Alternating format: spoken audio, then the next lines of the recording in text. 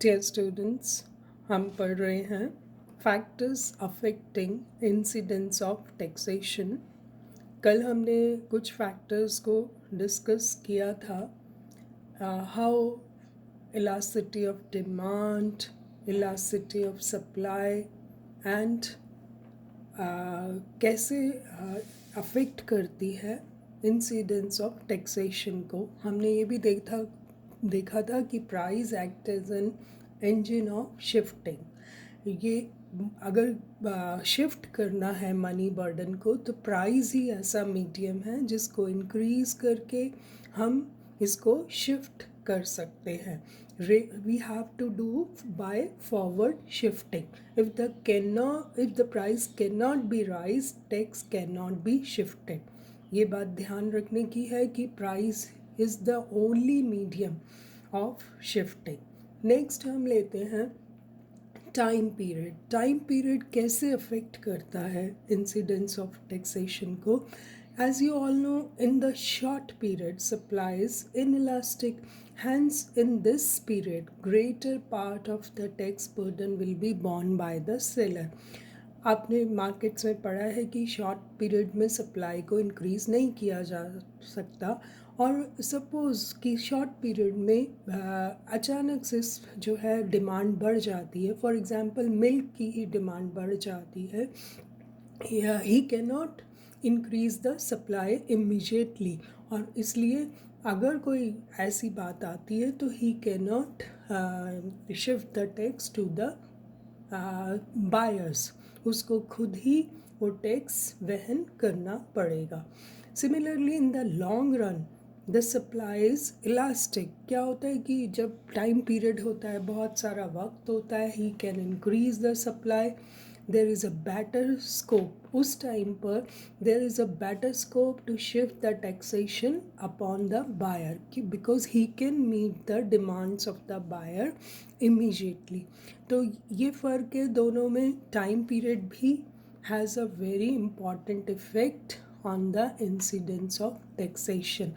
Then the next is availability of substitutes. If the tax commodity do not have substitutes, the tax will be borne by the buyer. How? कि अगर जो commodity के लिए buyer जाता है उसका कोई सब्सिट्यूट ही नहीं है, तो उसे ऑफ कोर्स उसे वही गुड बाय करनी है। तो इन दैट केस उसके पास कोई चॉइस नहीं है, it is necessary for him, तो he will buy and he will borne the tax also. वही उसका टैक्स पे करके आएगा।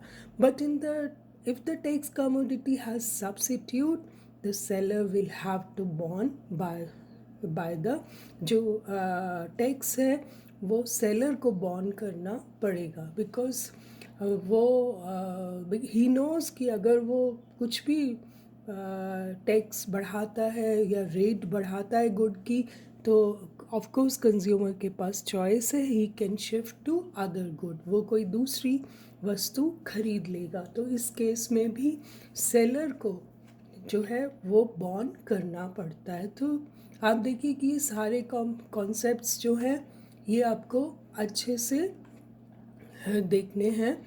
कि नेक्स्ट है नेचर ऑफ कमोडिटी कैसी है। In case of essential goods या necessary goods, demand is inelastic. मान लीजिए कंज्यूमर को सॉल्ट चाहिए, तो वो जाएगा और लेकर ही आएगा। डेली यूजेस की चीज़ें हैं। Hence the burden of the tax is higher upon the buyer than on the seller, क्योंकि इनके बिना वो नहीं रह सकता, इसलिए he has to buy it. उसकी डिमांड इनइलास्टिक होती है, बेलोच होती है, इसलिए ये बायर को ही बेयर करना होगा। इन case of comfort, demand is more elastic, hence the burden will be divided between the buyer and the seller. Comfort के केस में क्या होता है कि वो अपनी डिमांड को पोस्टपोन भी कर सकता है, वो एसेंशियल गुड के में नहीं आती, या तो शिफ्ट कर देगा या पोस्टपोन कर देगा। तो इन दैट केस थोड़ा सा बर्डन तो वो ही कैन बेयर। तो the burden will be divided between the buyer and the seller. But in case of luxuries, demand is more elastic. Hence, the burden of tax is more on the seller. क्योंकि luxuries में कभी कभी ऐसा होता है कि हम उस बहुत एडमेंट होता है सेलर, क्योंकि उसके पास सोर्सेज हैं, वो चीज़ को खरीद सकता है। ऐसा माना जाता है कि लग्जरीज के केस में तो it can not be easily, वो खरीद भी सकता है और वो उस चीज़ को पोस्टपोन भी कर सकता है। He might not buy that good, उसके पास और भी चॉइसेस होती हैं, तो it can not be easily shifted to the consumer.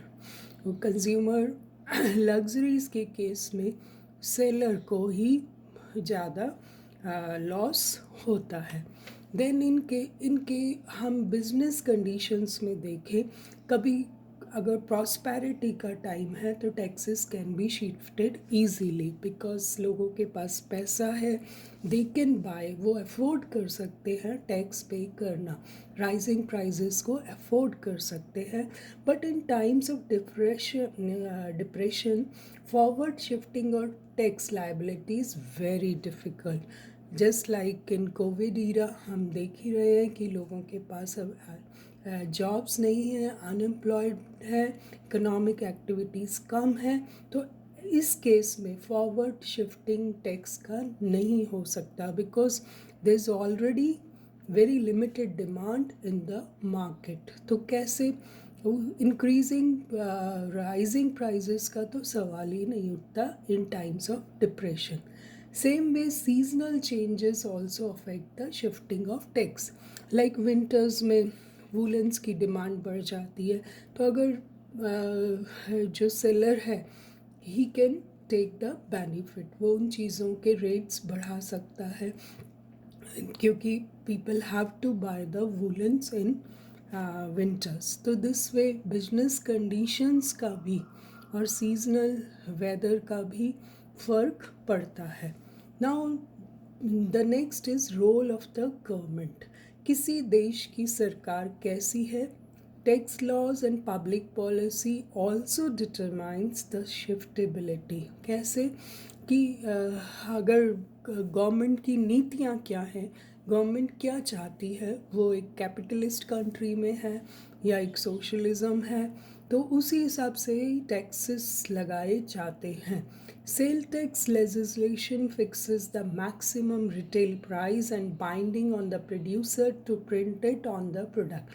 आप कोई भी प्रोडक्ट बाय करते हैं तो आपने अक्सर देखा होगा कि उस पर मैक्सिमम प्राइस लिखा होता है, तो it is a legal binding on the producer to print it on the product. वो उससे ज़्यादा प्रोडक्ट नहीं ले सकता।